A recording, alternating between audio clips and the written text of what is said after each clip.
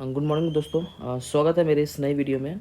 आज का वीडियो बहुत खास होने वाला है क्योंकि आज के इस वीडियो में एक सीरीज स्टार्ट करने वाले हैं यूपीएससी पीवाईक्यू ज्योग्राफी 2011। जी हाँ दोस्तों, आज हम देखेंगे कैसे क्वेश्चंस को सॉल्व करना ही नहीं, एनालिसिस करना भी ज़रूरी है। और सिर्फ सॉल्व करने से नहीं, विदाउट एनालिसिस इम्पॉसिबल जैसा है। और आगे मैं इस वीडियो में दिखाऊंगा कि कैसे नोट्स बनाना है और कैसे एनालिसिस करके कीवर्ड्स को ध्यान में रखना है, जिससे हम आगे काफ़ी हमें हेल्पफुल मिलेगी क्वेश्चन अटेम्प्ट करने में। जब भी हम करेंगे तो एनालिसिस रहेगा तो क्वेश्चन डायरेक्ट रिपीट तो यूपीएससी करता नहीं है। लेकिन एनालिसिस रहेगा तो अगर उस टाइप का क्वेश्चन आ जाए तो काफ़ी हेल्पफुल रहेगी। तो चलिए दोस्तों स्टार्ट करते हैं।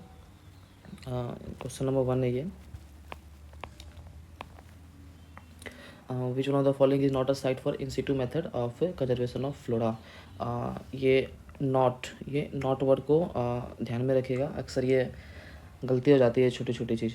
तो इसमें एक हमें पता होना चाहिए, एक इन सिटू क्या होता है और एक एक्स सिटू क्या होता है। इन सिटू वो होता है जो नेचुरली तरीक़ा से फ्लोरा एंड फौना को प्रोटेक्ट करते हैं, और एक्स सिटू होता है जो हम मैनमेड तरीके से प्रोटेक्ट करते हैं इसको, फ्लोरा एंड फौना को। इसमें पूछ रहा है कि इन सिटू कौन सा नहीं है। तो बायोस्फीयर रिजर्व इन सिटू है, नेशनल पार्क इन सिटू, वाइल्ड लाइफ सेंचुरी इन सिटू, ये तीनों ऑप्शन ये इन सिटू में आएगा। और पूछ रहा हमसे नॉट कौन सा नहीं है, तो so option B is botanical garden, this is for ex situ. So our option B is correct. Now comes to question number 2।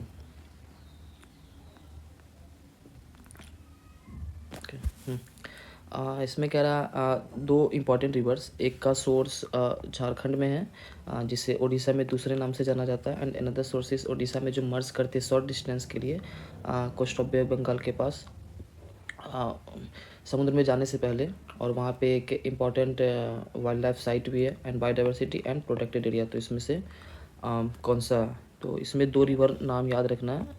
First is river 1 is Brahmani river.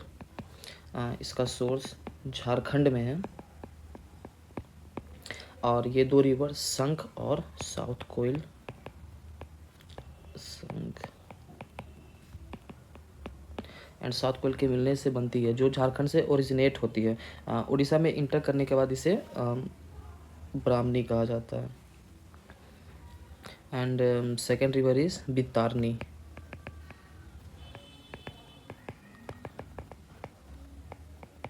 इसका सोर्स उड़ीसा के केओंझर डिस्ट्रिक्ट में है, Keonjhar district of Orissa.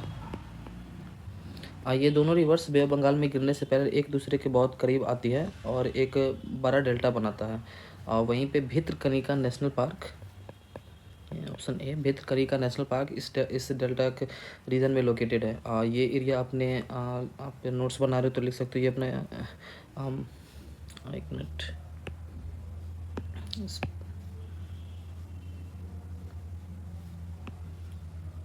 Okay. ये area अपने mangroves, salt water crocodiles and olive ridley turtle,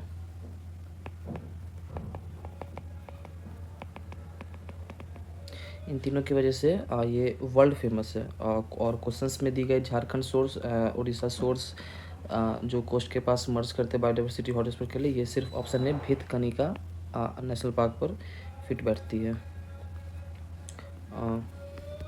अब आइए हम लोग देखते हैं कि सिर्फ सॉल्व एनालिसिस कर रहे हैं तो why other options are incorrect. Chandipur on sea, ये एक बीच और मिसाइल टेस्टिंग रेंज है। मैंग्रोव बायोडाइवर्सिटी हॉटस्पॉट यहाँ पर नहीं है, so option B is wrong.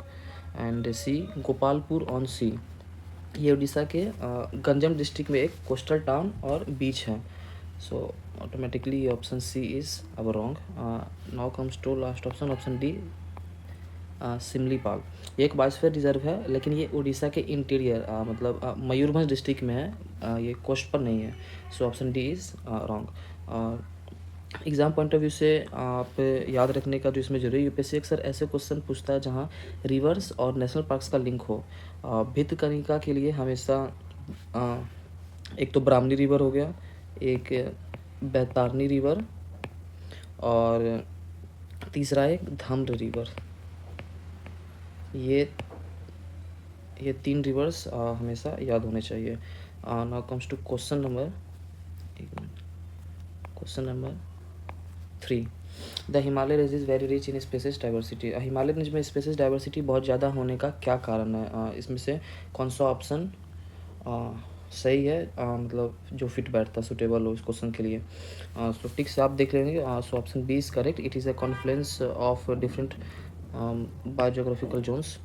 Himalaya एक ऐसी जगह जहाँ अलग अलग रीजन्स की फ्लोरा और फौना आकर मिलती है, जैसे नॉर्थ से तिब्बत एंड साइबेरिया जैसे जगह से आने वाली स्पीसीज, फिर Indo Malayan region South East Asia से आने वाली स्पीसीज, फिर वेस्ट में मेडिटेरेनियन सी से आने वाली स्पीसीज, मेडिटेरेनियन सी से आने वाली स्पीसीज। इसके अलावा हिमालय में एल्टीट्यूडनल वेरिएशन, ऊंचाई में बदलाव बहुत ज़्यादा होता है।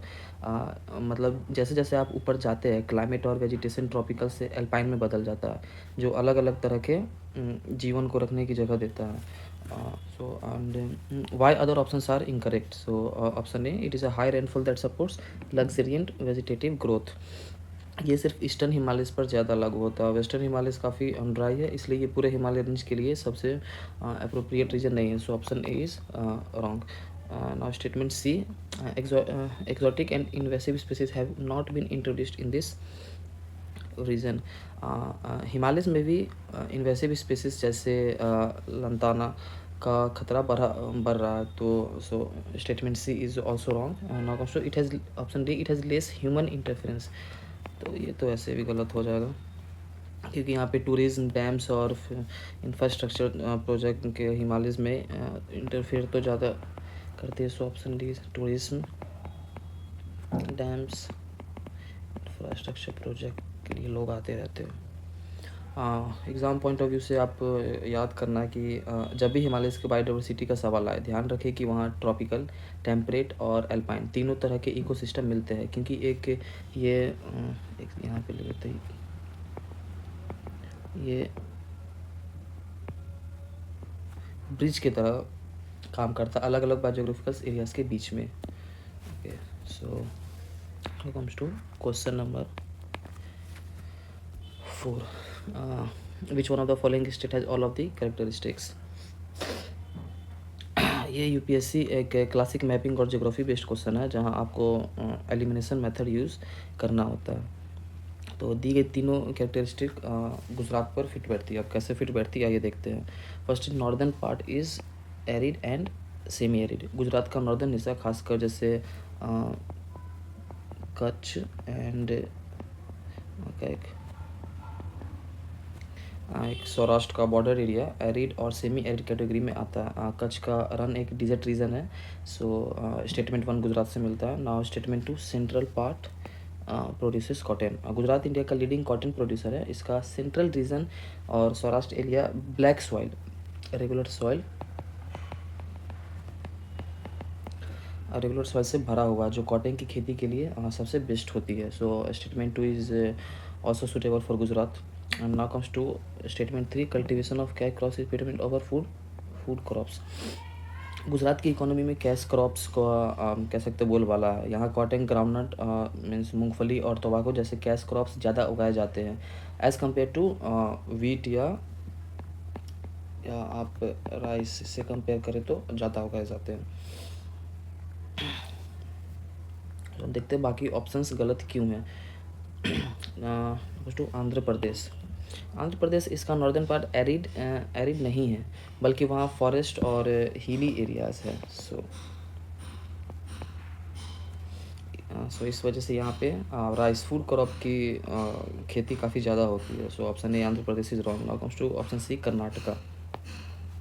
यहाँ का नॉर्दर्न पार्ट सेमी एरिड तो है, लेकिन कर्नाटका में फूड क्रॉप्स और प्लांटेशन क्रॉप्स जैसे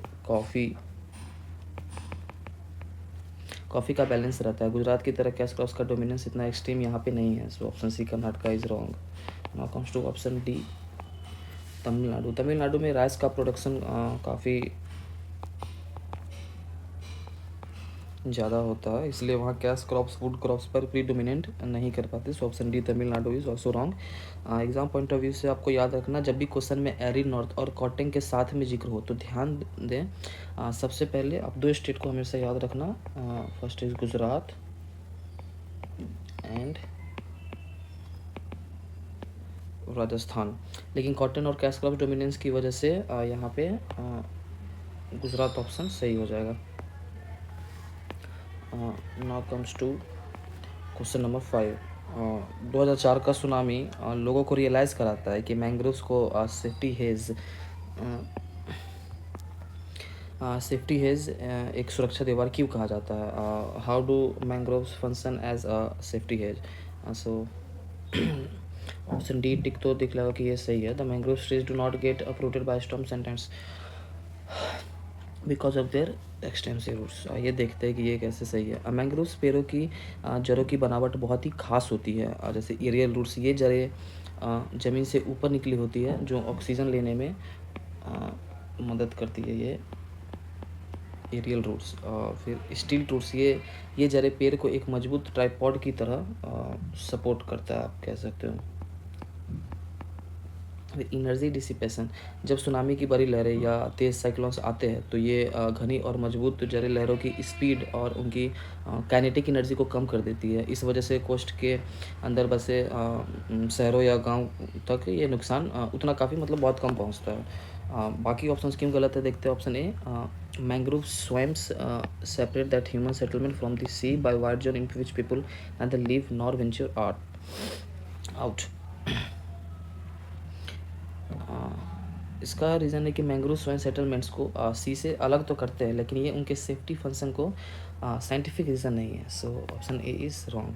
comes to option B, food और मेडिसिन मिलना उनका एक फ़ायदा है, लेकिन ये डिजास्टर के वक्त सेफ्टी हेज की तरह काम करने का रीज़न नहीं है। So option B is also wrong. Statement C, the dense canopies घनी छत शेल्टर दे सकती है, लेकिन सुनामी या टाइड्स के खिलाफ असली सुरक्षा जो होती है वो रूट्स की पकड़ से मिलती है, इनकी ऊंचाई या पत्तों से नहीं। So option C is also wrong. Exam point of view से याद रखने के लिए मैंग्रोव्स को बायोसील्ड भी कहा जाता है।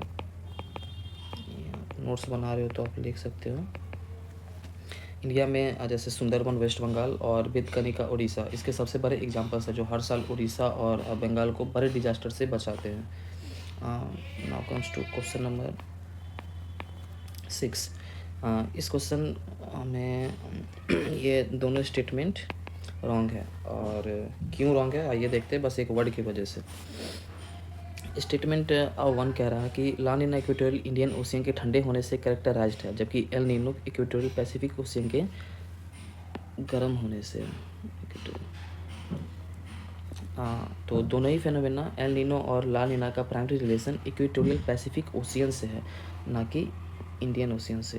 तो स्टेटमेंट 1 जैसे ही गलत हो गया। एल नीनो सेंट्रल और ईस्टर्न पैसिफिक ओशियन का टेम्परेचर नॉर्मल से ज़्यादा वार्म हो जाता है, एंड ला नीना सेंट्रल और ईस्टर्न पैसिफिक ओशियन का टेम्परेचर नॉर्मल से इसके अपोजिट कम कोल्ड हो जाता है। So statement 1 is wrong. Now comes to statement 2। Statement 2 कह रहा है कि एल नीनो का इंडियन मानसून पर बुरा असर पड़ता है, लेकिन ला नीना के मानसून पर कोई असर नहीं होता। तो ये तो बिल्कुल गलत है। ये बात सही है कि एल नीनो इंडियन मानसून को अक्सर कमजोर ड्राउट कंडीशंस कर देता है, लेकिन ये कहना गलत है कि ला नीना का कोई असर नहीं होता। असल में ला नीना इंडियन मानसून के लिए बहुत अच्छा माना जाता है, और इससे इंडिया में अच्छी या नॉर्मल से ज़्यादा बारिश होती है। तो ये काफ़ी बेनिफिट रहता है इंडिया के लिए। एग्ज़ाम पॉइंट ऑफ व्यू से जो आपको याद रखना है, यूपीएससी अगर एक्स से टेक्निकल वर्ड्स के साथ हम खेल देता है। जैसे स्टेटमेंट 1 में इंडियन ओशियन शब्द का यूज करके आपको कंफ्यूज कर दिया गया, जबकि इंडियन ओशियन के टेम्परेचर बदलाव को आईओडी इंडियन ओशियन डाइपोल कहते हैं, ना कि एल नीनो या ला नीना। ये याद रखना है। Okay, This is question number 7. Between India and East Asia, the navigation time and distance can be greatly reduced by which of the following? मतलब इंडिया और ईस्ट एशिया में नेविगेशन टाइम और distance कम करने के लिए इसमें से कौन सा ऑप्शन सही है? सो इसका ऑप्शंस हाँ. So first statement is deepening the Malacca Strait between Malaysia and Indonesia. Malacca strait दुनिया का सबसे बिजी शिपिंग लेन्स में से एक है. इसका प्रॉब्लम ये है कि ये स्ट्रेट काफ़ी सैलो है, ऐसा सैलो स्ट्रेट. इस वजह से बहुत बड़े शिप्स जैसे सुपर टैंकर जो बड़े बड़े शिप्स हो गए यहाँ से नहीं निकल पाते और उन्हें लंबे रास्ते जैसे लॉम्बोक या मकसर स्ट्रेट से होकर जाना पड़ता है, जो कि काफ़ी डिस्टेंस को इंक्रीज़ बढ़ा देता है. तो इसका सॉल्यूशन ये है कि अगर इस स्ट्रेट को डीप गहरा कर दिया जाए तो बड़े शिप्स बिना किसी रुकावट के यहाँ से निकल सकेंगे, जिससे उनका काफ़ी समय और फ्यूल बचेगा. Second, statement 1 is correct, and second statement, opening a new canal across the Kra Isthmus between the Gulf of Siam and Andaman सी. ये एक पुराना और एक बहुत बड़ा प्रोजेक्ट है जिसे क्रा कनाल कहा जाता है. इसमें लिख देता हूँ मैं क्रा कनाल. इसका कॉन्सेप्ट ये कि थाईलैंड के क्रा इस्थमस पर एक कनाल बनाई जाए जो डायरेक्ट अंडमान सी को gulf of Thailand means South China Sea से जोड़ते. बेनिफिट इससे ये रहेगा कि इससे शिप्स को पूरा मलाय पेनिसुला घूमकर मलक्का स्ट्रेट से निकलने की जरूरत नहीं पड़ेगी और ये ईस्ट एशिया तक की डिस्टेंस को लगभग 1200 किलोमीटर रिड्यूस कर देगी, मतलब कम कर सकता है, जो नेविगेशन टाइम को बहुत ज़्यादा बचा लेगा. यूपीएससी पर्पज़ से आपको इम्पोर्टेंट जो इसमें बात याद रखना, हालांकि दोनों पॉइंट्स नेविगेशन टाइम और डिस्टेंस को कम करते हैं, लेकिन ध्यान रखें कि करा कैनाल जो स्टेटमेंट 2 में डिस्टेंस को ग्रेटली रिड्यूस करने में स्टेटमेंट 1 से ज़्यादा इफेक्टिवली है depending of Malacca strait. So statement 1 से नेविगेशन ईजी और फास्ट हो जाएगी उन बड़े शिप्स के लिए जो अभी वहाँ से नहीं जा पाते, लेकिन वो डिस्टेंस को फिजिकली कम नहीं करेगा बल्कि ट्रेवल टाइम बचाएगा रीडायरेक्शन ख़त्म करके. यूपीएससी ने जब ये सवाल पूछा था 2011 तो फोकस उन टेक्निकल वेज पर था जिससे ट्रेड रूट एफिशिएंट हो सके. So our both statement is correct, so option C both 1 and 2. Now comes to question number 8. Question number 8 कह रहा है among the following states which one has the most suitable climatic conditions for the cultivation and of a large variety of orchids with minimum cost of production and can develop and exploit industry in this field. इसका कारण ये है कि orchids के लिए जो climate चाहिए वो सबसे पहले तो वो नॉर्थ ईस्ट इंडिया में है, खासकर अरुणाचल प्रदेश वाले भाग में. इसमें आंसर भी मिल गई है इसे, अरुणाचल प्रदेश में. आइए और देखते कि अरुणाचल प्रदेश ही क्यों होगा, बाकी ऑप्शंस गलत क्यों हैं. तो ऑर्चिड्स के लिए परफेक्ट क्लाइमेट, ऑर्चिड्स को उगने के लिए एक हाई ह्यूमिडिटी की ज़रूरत होती है, मॉडरेट से कूल टेम्परेचर्स और अच्छी बारिश की जरूरत होती है. अरुणाचल प्रदेश का सब ट्रॉपिकल और टेम्परेट क्लाइमेट इन फूलों के लिए सबसे ज़्यादा सूट करता है. अरुणाचल प्रदेश को the orchid state of India भी कहा जाता है. अरुणाचल प्रदेश को इंडिया के ऑर्चिड पैराडाइज कहा जाता है. भारत में पाई जाने वाली ऑर्चिड्स जो है लगभग 1300 स्पीसीज में से 600 से ज़्यादा सिर्फ अरुणाचल प्रदेश में है. मतलब 1300 में से 600 आपको सिर्फ अरुणाचल प्रदेश में देखने को मिलेगा.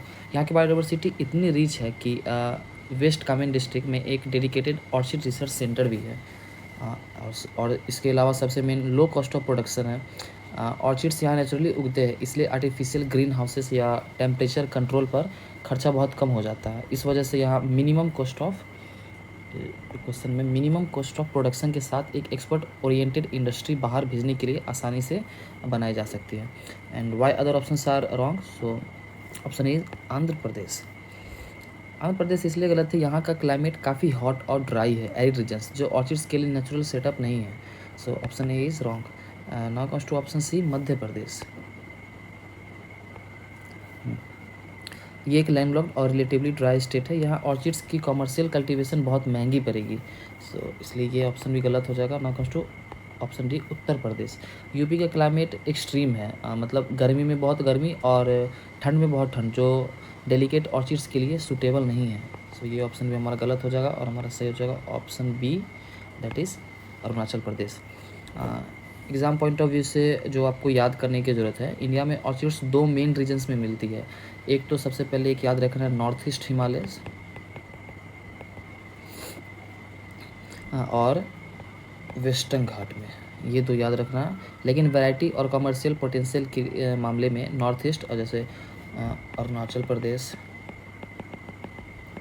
सिक्किम हमेशा आगे रहता है। अरुणाचल प्रदेश की एक फेमस ऑर्चिड स्पीसीज का नाम है लेडी स्लीपर। ये आपको याद तो होना ही चाहिए। ये एक स्पीसीज में से नाम है जो अक्सर एग्जाम्स में पूछा जाता है। सो इसका हो जाएगा ऑप्शन बी अरुणाचल प्रदेश। अब now comes to question number 9। India is regarded as a country with demographic dividend. ये क्यों होता है? डेमोग्राफिक डिविडेंड का मतलब होता है कि देश की ऐसी स्थिति जहां काम करने वाली आबादी, वर्किंग एज पॉपुलेशन की संख्या उन पर निर्भर आबादी, डिपेंडेंट पॉपुलेशन से ज़्यादा हो। तो सबसे पहले ये पता होना चाहिए कि डेमोग्राफिक डिविडेंड होता क्या है। इसका सिंपल मतलब यही है कि जब किसी देश में बर्थ रेट कम होने लगती है तो बच्चों की संख्या कम हो जाती है और काम करने वाले नौजवानों, वर्किंग एज का रेशियो बढ़ जाता है। इससे देश की इकोनॉमिक ग्रोथ को बहुत बड़ा डिविडेंड या मुनाफा, प्रॉफिट मिलते हैं, क्योंकि प्रोडक्टिव हाथ ज़्यादा होते हैं। और इसका एज ये 15-64 नहीं, ये 15 से 64 साल तक है। इसका एज ग्रुप का लॉजिक क्या है वो देखते हैं। 0 से जो 14 साल तक रहते हैं, इनके बीच में जो है, इन्हें डिपेंडेंट या बच्चे माने जाते हैं जो अभी काम नहीं कर सकते। और उसके बाद आते 15 से 64 साल तक, इस एज ग्रुप का वर्किंग एज पॉपुलेशन कहा जाता है। ये लोग देश की जीडीपी में कंट्रीब्यूट करते हैं। और 65 प्लस 65 ईयर्स प्लस जो है, इन्हें सीनियर सिटीजन्स कहा जाता है। ये एडरली डिपेंडेंट माना जाता है। भारत के पास अभी दुनिया की सबसे बड़ी वर्किंग एज पॉपुलेशन है, इसलिए हम कहते हैं कि इंडिया डेमोग्राफिक डिविडेंड की फेज़ में है। बाकी ऑप्शंस देखते हैं कि गलत क्यों है। Option A, high population in the age group below 15 years. अगर बच्चे ज़्यादा होंगे तो डिपेंडेंट्स ज़्यादा होंगे, डिविडेंट नहीं होंगे। Option C, it's high population in the age group above 65 years. इस देश पर एजिंग पॉपुलेशन का बोझ बढ़ता है, जैसे अभी आप जापान में हो रहा है। तो कि ये भी गलत है डेमोग्राफिक डिविडेंड के हिसाब से। Now comes to option D, it's high total population. सिर्फ टोटल पॉपुलेशन ज़्यादा होने से डिविडेंड नहीं मिलता, उसका यंग और वर्किंग होना ज़रूरी है। और एग्ज़ाम पॉइंट ऑफ व्यू से जो आपको याद होना चाहिए, यूपीएससी के लिए ध्यान रखें कि डेमोग्राफिक डिविडेंड सिर्फ तभी काम आता है जब देश की वर्किंग एज पॉपुलेशन स्किल्ड हो और उनके पास एम्प्लॉयमेंट, रोजगार हो। स्किल्ड होना तो मस्ट है। बिना स्किल के ये डेमोग्राफिक डिजास्टर भी बन सकते हैं, तो ये याद रखना। सो इसमें हो जाए हमारा option B is the correct. Now comes to question number 10। The lower Gangetic plain is characterized by humid climate with high temperature throughout the year. Which one among the following pairs is crop is most suitable for this region. Question number 10 करा lower Gangetic plane, निचला गंगा मैदान की conditions को समझने के लिए आपको ये ब्रेकडाउन देखना है। तो लोअर गंगेटिक प्लेन की कैरेक्टरिस्टिक्स देखते हैं। सबसे पहले ये रीजन मुख्य रूप से वेस्ट बंगाल एंड बांग्लादेश के हिस्से को कवर करता है। यहाँ की दो सबसे बड़ी विशेषता ये है कि humid climate with high temperature, यहाँ साल भर गर्मी और ह्यूमिडिटी बनी रहती है, और हेवी रेनफॉल यहाँ मानसून के वक्त, और उसके अलावा भी काफ़ी अच्छी बारिश होती है। और उसके फिर देखते हैं यहाँ पे कि कौन सा सूटेबल क्रॉप्स है, जैसे पैडी, धान, चावल को उगने के लिए बहुत ज़्यादा पानी और गर्मी दोनों की ज़रूरत होती है। लोअर गंगेटिक प्लेन में इतना पानी और ह्यूमिडिटी होती है कि यहाँ साल में आप 2 से 3 बार चावल की फसल आप उगा सकते हो। और फिर सेकेंड इज़ जूट को गोल्डन फाइबर भी कहा जाता है। इससे बहुत ज़्यादा बारिश और ह्यूमिड क्लाइमेट चाहिए होता है। दुनिया का सबसे ज़्यादा जूट इसी रीजन वेस्ट बंगाल और बांग्लादेश बेल्ट में पैदा होते हैं, क्योंकि यहाँ की मिट्टी और मौसम, वेदर इसके लिए परफेक्ट है। बाकी ऑप्शंस क्यों गलत है? Option A paddy and cotton. Paddy and cotton इसलिए गलत है क्योंकि पैडी तो ठीक है, लेकिन कॉटन को सेमी एरिड या कम बारिश वाला इलाका चाहिए होता है, जैसे गुजरात या महाराष्ट्र।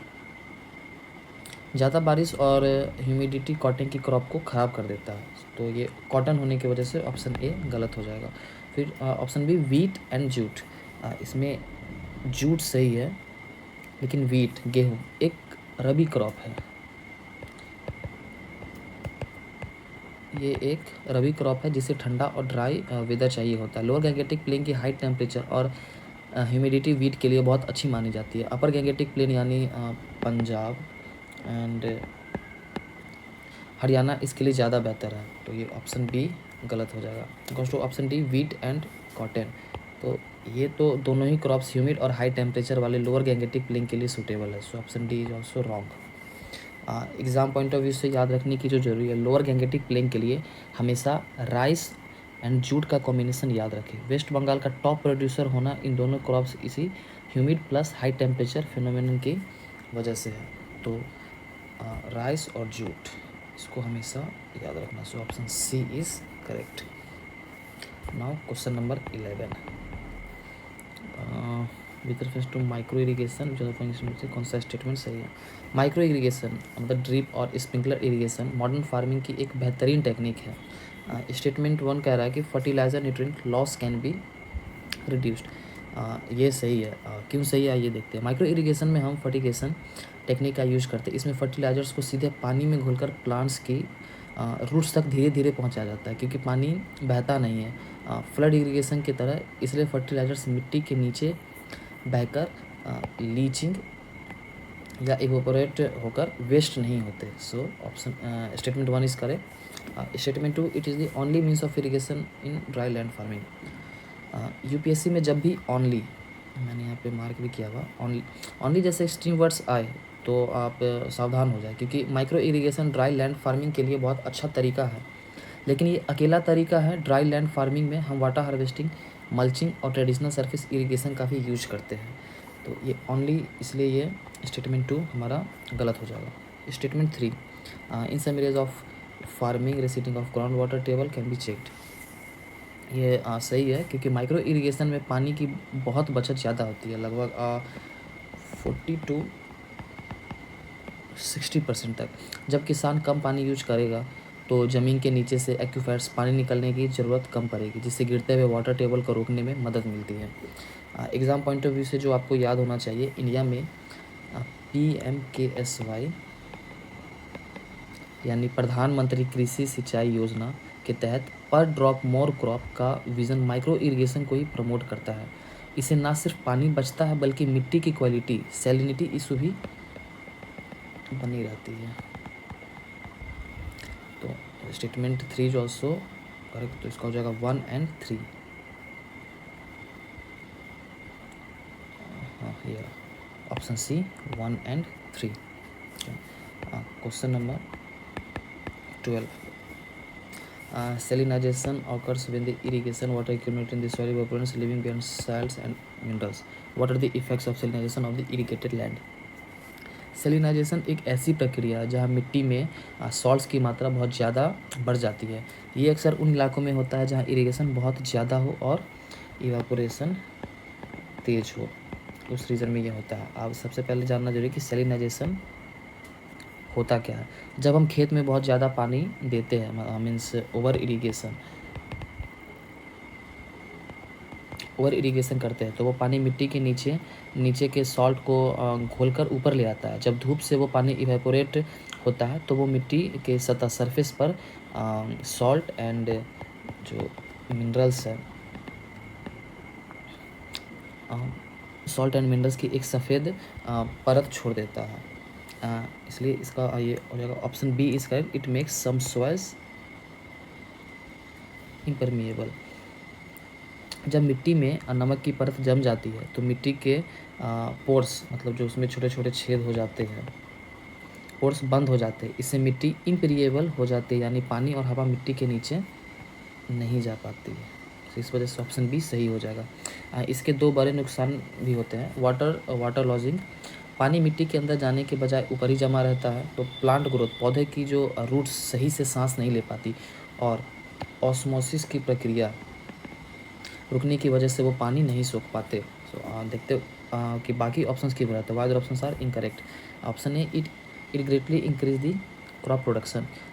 सेलिनाइजेशन से मिट्टी बंजर हो जाती है और प्रोडक्शन गिर जाता है। जैसे अभी बताया था मैंने, पंजाब और हरियाणा वाला जो एरिया है उनके कुछ हिस्सों में ऐसा हो रहा है। Option C, it raises the water table.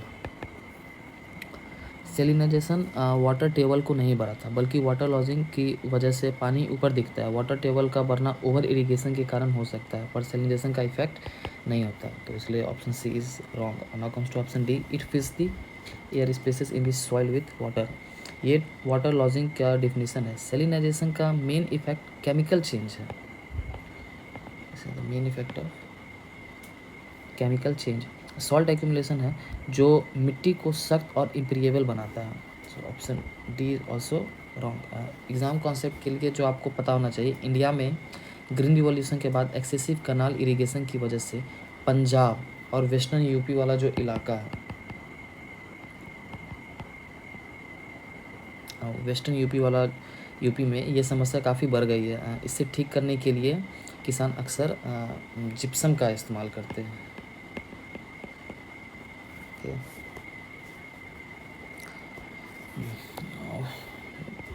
Question number 13, what is the difference between asteroid and comets. Asteroids और कॉमेट्स के बीच का अंतर समझने के लिए ये इन स्टेटमेंट्स का ब्रेकडाउन देखते हैं। स्टेटमेंट 1 कह रहा है, asteroids are small rocky planets while comets are from frozen gases held together by rocky melting material. ये मुख्य रूप से रॉक और मेटल से बने होते हैं। इन्हें माइनर प्लैनेट्स भी कहा जाता है। और कॉमेट्स जो है उसे डर्टी स्नोबल्स कहा जाता है, क्योंकि ये एक फ्रोजन गैसेस जैसा अमोनिया, मिथाइन, कार्बन डाइऑक्साइड और धूल से बने होते हैं। So statement 1 is correct. Statement 2 कह रहा है, asteroids are found mostly between the orbits of Jupiter and Mars while comets are found mostly between Venus and Mercury. तो एस्टेरॉयड ये मार्स और जुपिटर के बीच के एस्टेरॉयड में मिलते हैं। मतलब ये तो सही है, एस्टेरॉयड जो जुपिटर और मार्स के बीच में मिलते हैं। लेकिन कॉमेट्स ये मर्क्यूरी और वीनस के बीच के नहीं मिलते। कॉमेट्स सोलर सिस्टम के बहुत दूर दराज इलाकों में मिलते हैं, जिन्हें कुइपर बेल्ट कहते हैं।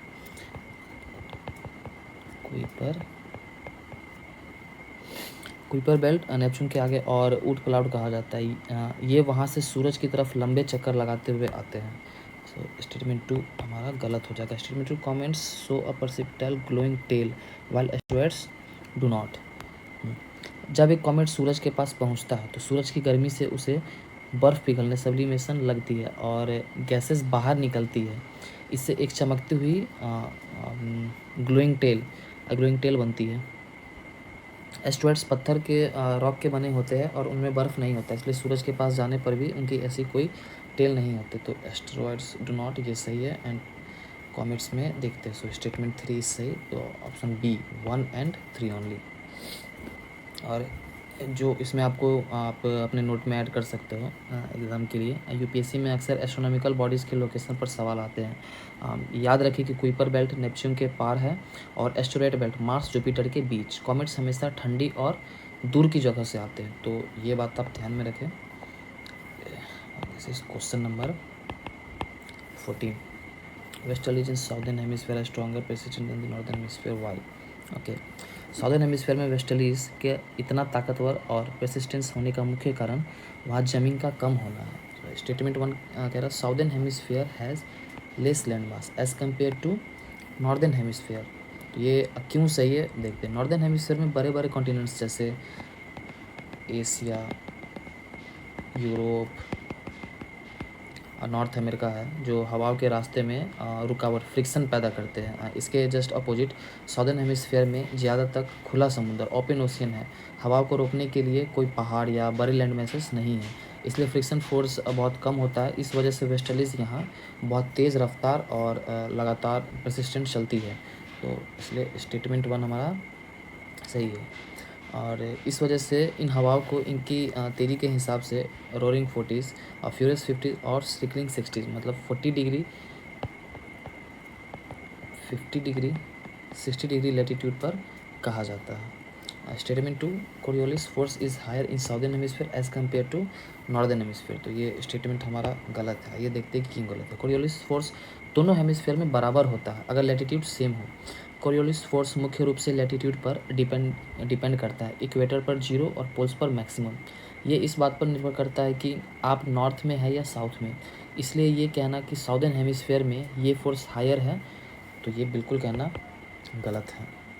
इसमें जो आप याद रखना है, वेस्टर्लीज वो विंड है जो सब ट्रॉपिकल हाई प्रेशर बेल्ट 30 से 50 degree, sub polar low pressure belt 60 to 65 degree की तरफ चलती है। इनकी डायरेक्शन साउदर्न हेमिस्फीयर में नॉर्थ वेस्ट से साउथ ईस्ट की तरफ चलती है, नॉर्थ वेस्ट से साउथ ईस्ट की तरफ चलती है। यूपीएससी अक्सर इनके लोकल नेम्स जैसे रोरिंग फोर्टिस पर सवाल पूछता है, तो ये चीज़ हमें ध्यान में रखना है। और तो इसमें हमारा सिर्फ स्टेटमेंट 1 सही था, तो ये जगह option 1 only.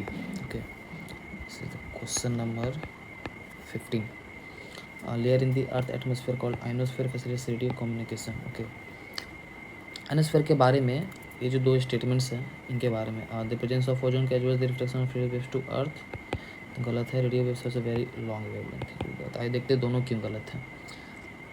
Ozone layer stratosphere में मिलते हैं, ना कि आइनोस्फेयर में। ऑफ स्ट्रेटोस, ये लिख ली, स्ट्रेटोस्फेयर में मिलते हैं, आइनोस्फेयर में नहीं। ओजोन का जो मुख्य काम सूरज की खतरनाक अल्ट्रावायलेट रेज को रोकना है। रेडियो वेव्स को रिफ्लेक्ट करने का काम ओजोन का नहीं बल्कि आइनोस्फेयर में मौजूद फ्री इलेक्ट्रॉन्स और आयनोस का होता है। तो इस वजह से स्टेटमेंट 1 गलत है। Statement 2, radio waves have a very long wavelength. Radio waves के रिफ्लेक्शन उनकी वेवलेंथ की वजह से नहीं होती बल्कि आइनोस्फेयर की इलेक्ट्रॉन डेंसिटी की वजह से होती है। आइनोस्फेयर डेंसिटी की वजह से आइनोस्फेयर में पार्टिकल्स सूरज के रेडिएशन से चार्ज्ड हो जाते हैं। जब अर्थ से भेजी गई रेडियो वेव्स जो मुख्य रूप से मीडियम और हाई फ्रीक्वेंसी इस लेयर से टकराती है, तो ये चार्ज्ड पार्टिकल्स उन्हें वापस अर्थ की तरफ रिफ्रैक्ट या रिफ्लेक्ट करती है, जिससे लॉन्ग डिस्टेंस कम्युनिकेशन जो है हमारा पॉसिबल हो सकता है, हो जाता है। इसमें आइनोस्फेयर के बारे में कुछ बात जो है जो पता होनी चाहिए। इसके जो लोकेशन है ये थर्मोस्फेयर में है। थर्मोस्फेयर 80 से 400 किलोमीटर। उसके कम्युनिकेशन इसका यूज़ शॉर्टवेव रेडियो ब्रॉडकास्टिंग के लिए होता है, ना कि लॉन्ग वेवलेंथ। और सैटेलाइट कम्युनिकेशन ध्यान रखिए कि बहुत हाई फ्रीक्वेंसी वाली वेव्स जैसे सैटेलाइट या टीवी सिग्नल्स आइनोस्फेयर को पार कर जाती है, वो रिफ्लेक्ट नहीं होती, उनके लिए हम सैटेलाइट्स का यूज़ करते हैं। तो ये याद रखें, नोट्स में लिख रहे हो तो ये चीज़ ज़रूर इसमें ऐड कर लेना। क्वेश्चन नंबर 16, हाँ तो वो दोनों स्टेटमेंट गलत था, इसलिए ऑप्शन डी हमारा neither 1 nor 2। Question number 60, what could be the main reasons for the formation of African and Eurasian desert plate? African और यूरेशियन डिजर्ट प्लेट जैसे सहारा और अरेबियन डिजर्ट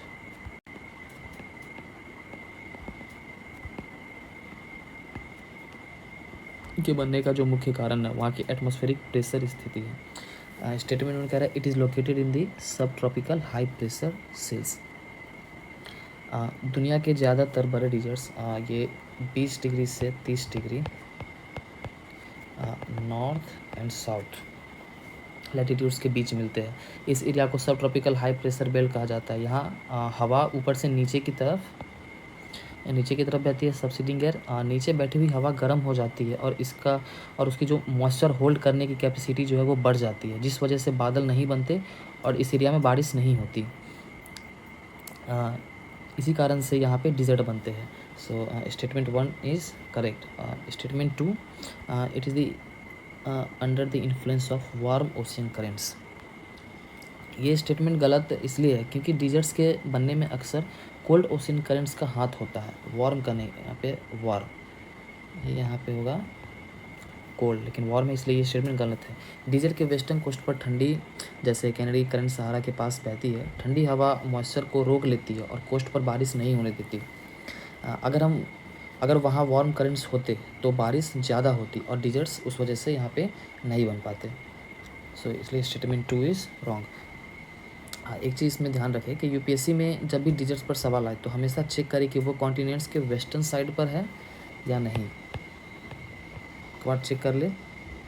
वेस्ट साइड पर कोल्ड करंट्स और offshore trade winds desserts बनने के सबसे बड़े factors रहते हैं, कोल्ड करंट्स एंड ऑफशोर। तो स्टेटमेंट 2 हमारा गलत है और इसमें सिर्फ एक से ऊपर वाला, तो option A only 1। Okay, question number 17. The jet aircraft fly very easily and smoothly in the lower stratosphere. What could be the explanation? Okay.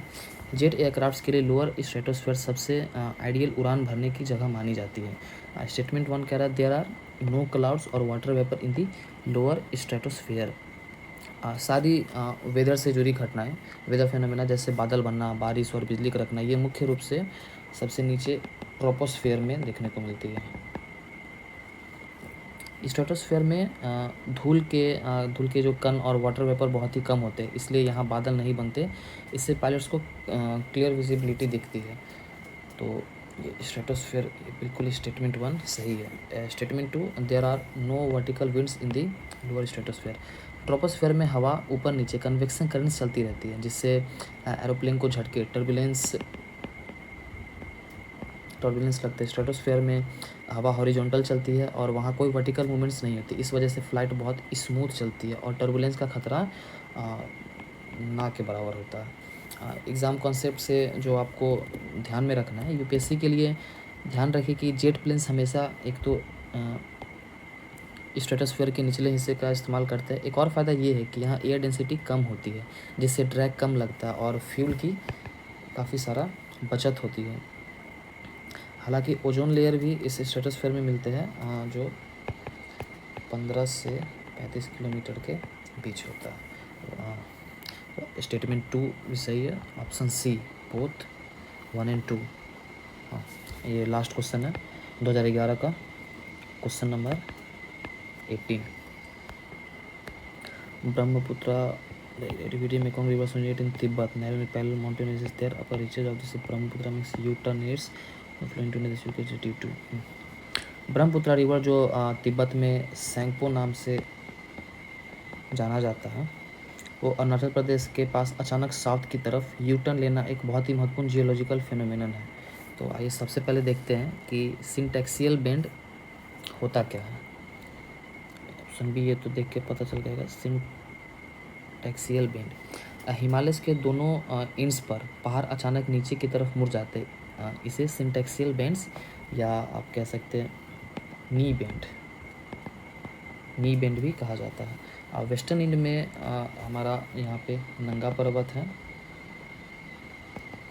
जिससे यूटर्न होता है, और ईस्ट में यहाँ पे नामचा बारवा। जब ब्रह्मपुत्र रिवर ईस्ट की तरफ बहते हुए हिमालय के ईस्टर्न इंड पर पहुँचती है तो वहाँ नामचा बरवा पीक के पास जियोलॉजिकल यंग हिमालय की एक सिंटैक्सियल बेंडिंग की वजह से ये अचानक मुड़कर इंडिया में इंटर करते हैं। सॉरी, एक मिनट, इसका ये उल्टा हो गया।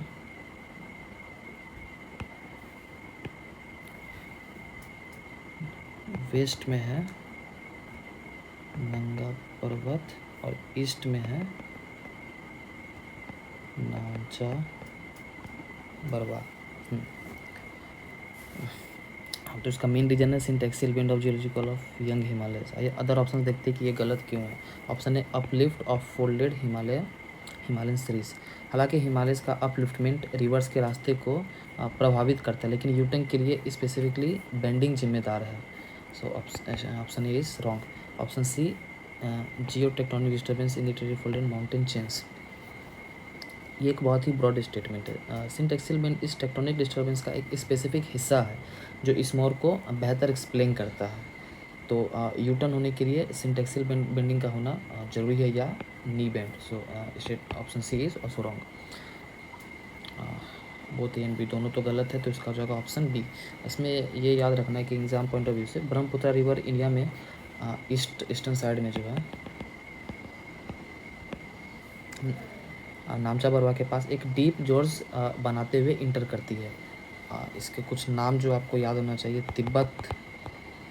तिब्बत में इसको सेंको के नाम से जाना जाता है। अरुणाचल प्रदेश में इसको सियांग या दिहांग नाम से जाना जाता है। और उसके बाद असम में इंटर करने के बाद ये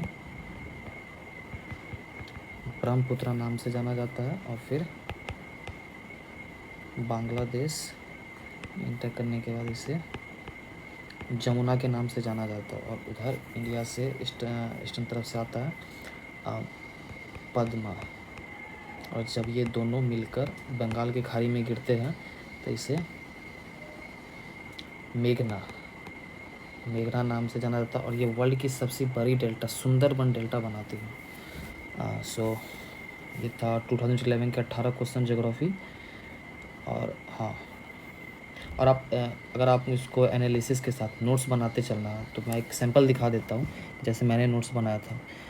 तो आप बनाने के लिए आप एक सैम्पल दे सकते हो। जैसे क्वेश्चन नंबर 1 में जो इन सिटू एक्स सिटू था, तो उसके बारे में आपको लिखना है कि इन सिटू क्या होता है, एक्स सिटू क्या होता है। फिर जो ऑप्शंस थे, इन सिटू में कौन कौन सा बायोस्फीयर रिजर्व्स आते हैं, national park, wild life sanctuary, ex situ में बोटेनिकल गार्डन, तो फिर उनके बारे में भी मतलब बढ़िया से एनालिसिस करना है। फिर सेकेंड ऑप्शन जो झारखंड में साउथ कोयल और उड़ीसा से मिलके वहाँ पे एक इम्पोर्टेंट साइट है भितरकनिका। तो आप ऐसे नोट्स आप एनालिसिस के लिए, ताकि आप जब भी आगे पढ़ो या रिवीजन करो तो आपको एक नज़र आप देखोगे तो आपको याद रहेगा हमेशा के लिए। इसका अगर PDF चाहिए तो मैं इसका डिस्क्रिप्शन में लिंक दे दूँगा। ओके, यही क्वेश्चन था। और अब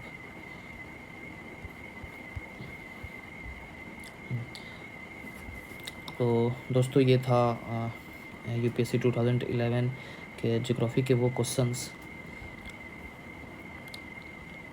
जो देखने में तो सिंपल लगते हैं, पर इनके पीछे का कॉन्सेप्ट जैसे वो सिंटेक्सियल बेंड या माइक्रो इरिगेशन काफ़ी गहरे हैं। आई होप ये वीडियो आपकी प्रिपरेशन में थोड़ी वैल्यू ऐड करेगा। तो आज यही रखते हैं। बाकी मेरे कोचिंग जाने का टाइम हो गया है, तो व्लॉग को यही इन करते हैं। अगर आपको कोई स्पेसिफिक टॉपिक या ईयर का सॉल्यूशन चाहिए तो कमेंट में बताना। बाकी पढ़ते रहिए और मिलते हैं कल एक नए टारगेट के साथ। 2011 आज हमने कवर किया, बाकी नेक्स्ट टॉपिक हमारा रहेगा 2012। इसका 2025 तक पूरा सीरीज़, और उसके बाद फिर नेक्स्ट सब्जेक्ट पे आते हैं। और वीडियो अच्छी लगे तो लाइक कर देना, और मेरे इस एक्सपीरियंस जर्नी के हिस्सा बनने के लिए, और अगर नए हो तो चैनल को सब्सक्राइब कर दो।